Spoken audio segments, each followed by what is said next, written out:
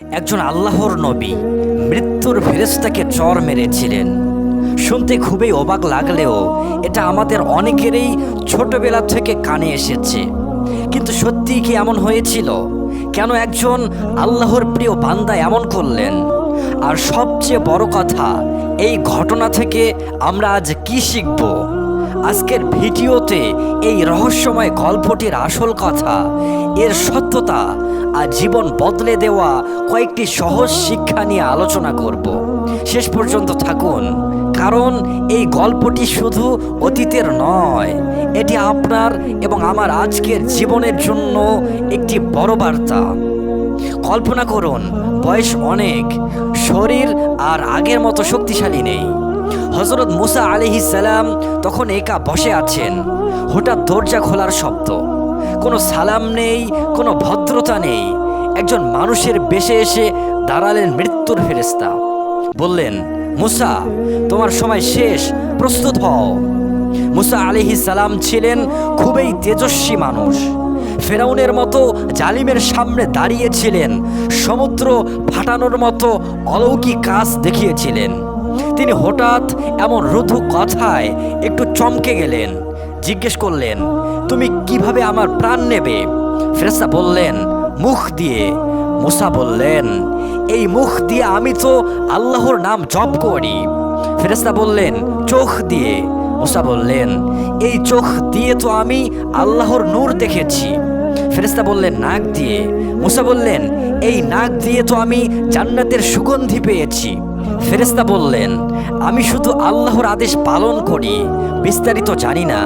এই কথা শুনে মুসা আলাইহিস সালাম এর ধৈর্য হারিয়ে গেল। তিনি হাত তুলে এক চর মারলেন।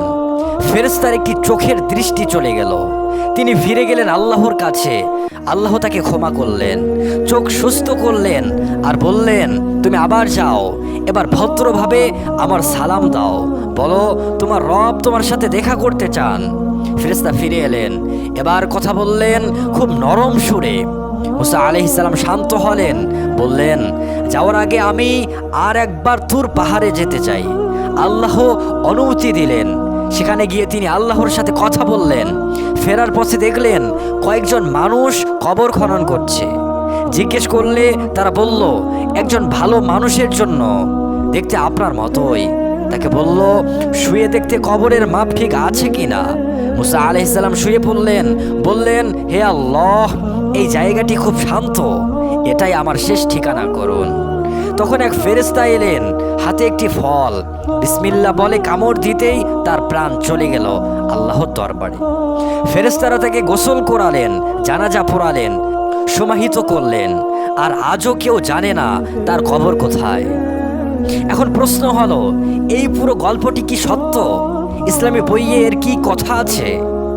সহজ কথায় বলতে গেলে গল্পের মূল অংশটি নির্ভরযোগ্য হাদিস গ্রন্থে পাওয়া যায়। সহিহ বুখারী ও সহিহ মুসলিমে বর্ণিত আছে যে, মৃত্যুর ফেরেশতা যখন মুসা আলাইহিস সালামের কাছে এলেন, মুসা আলাইহিস সালাম তাকে চর মারলেন, যাতে ফেরেশতার একটি চোখ ক্ষতিগ্রস্ত হলো। ফেরেশতা আল্লাহর কাছে ফিরে গেলেন।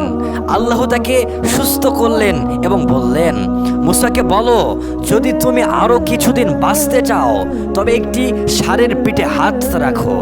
যতগুলো লোম তোমার হাতের নিচে পড়বে ততগুলো বছর তোমার বয়স বাড়বে।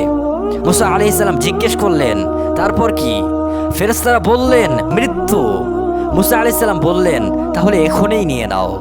তাহলে বোঝা গেল চর মারা, ফেরেশতার চোখ যাওয়া, আল্লাহর পুনরায় পাঠানো আর মুসা আলাইহিস সালামের মৃত্যু মেনে নেওয়া, এগুলো সত্যি এবং হাদিসে আছে।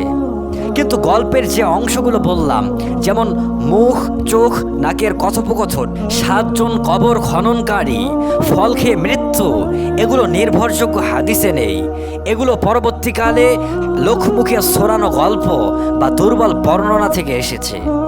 ইসলামের বড় বড় আলেমরা বলেন, মূল ঘটনাটি সত্য, তবে এর কিছু অংশ অতিরিক্ত বা গল্পের মতো করে বলা হয়েছে। আমাদের উচিত শুধু সেই অংশই বিশ্বাস করা যা নির্ভরযোগ্য হাদিসে আছে। বাকি অংশগুলোকে শিক্ষণীয় উদাহরণ হিসাবেও নিতে পারি, কিন্তু ধর্মীয় সত্য হিসাবে নয়। তাহলে এই ঘটনা থেকে আমরা কি শিখব? তিনটি খুব সহজ শিক্ষা। এক, রাগ স্বাভাবিক, কিন্তু নিয়ন্ত্রণই ঈমান। নবীরাও মানুষ, তাদেরও রাগ হয়, আবেগ হয়, কিন্তু সবচেয়ে বড় কথা হলো তারা আল্লাহর আদেশের সামনে মাথা নত করে। মুসা আলাইহিস সালাম চর মেরেছিলেন, কিন্তু পর মুহূর্তেই তিনি আল্লাহর ইচ্ছা মেনে নিয়েছিলেন। এটি আমাদের শেখায় যে রাগ করা মানুষের স্বভাব, কিন্তু রাগের উপর নিয়ন্ত্রণ রাখা আর আল্লাহর কথা মেনে নেওয়াই প্রকৃত ঈমান। দুই, মৃত্যু কোনো শত্রু নয়, এটি একটি নিশ্চিত সত্য। ফেরেশতা ভদ্রতা শিখলেন, নবী ধৈর্য শিখলেন, আর আমরা শিখলাম মৃত্যুকে ভয় নয়, প্রস্তুতি নিতে হবে।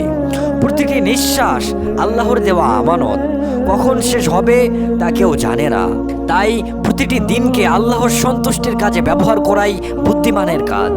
তিন, আল্লাহর রহমত কত বিশাল। তিনি ফেরেশতাকে ক্ষমা করলেন, নবীকে সম্মান দিলেন, আর আমাদের শেখালেন যে মৃত্যু শেষ নয়, এটি একটি নতুন শুরু। কবরের স্থান অজানা রেখে আল্লাহ যেন আমাদের শিখিয়ে দিলেন পৃথিবীর সম্মান বা স্মৃতি স্তম্ভ নয়, বরং পরকালের প্রস্তুতিই আসল। হযরত মুসা আলাইহিস সালামের এই ঘটনা শুধু ইতিহাস নয়, এটি একটি আয়না। প্রতিটি মানুষের জন্য প্রশ্ন, আমি কি মৃত্যুর জন্য প্রস্তুত? আমি কি আল্লাহর ডাকে সাড়া দেব, নাকি সংসারের মোহে আটকে থাকব? মৃত্যু আসবেই, হয়তো কাল, হয়তো আজ, হয়তো এই মুহূর্তেই।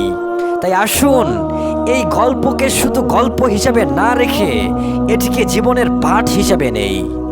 আল্লাহ তাআলা আমাদের সবাইকে মৃত্যুর আগে তওবার সুযোগ দিন, ঈমানের শেষ অবস্থা ভালো করে দিন, আর মৃত্যুর পর জান্নাতুল ফিরদাউস দান করুন। আল্লাহুম্মা আমিন। ভিডিওটি ভালো লাগলে লাইক দিন, শেয়ার করুন, আর কমেন্টে জানান মৃত্যু সম্পর্কে আপনার সবচেয়ে বড় ভয় বা প্রস্তুতি কি। পরবর্তী ভিডিওতে দেখা হবে। আল্লাহ হাফেজ।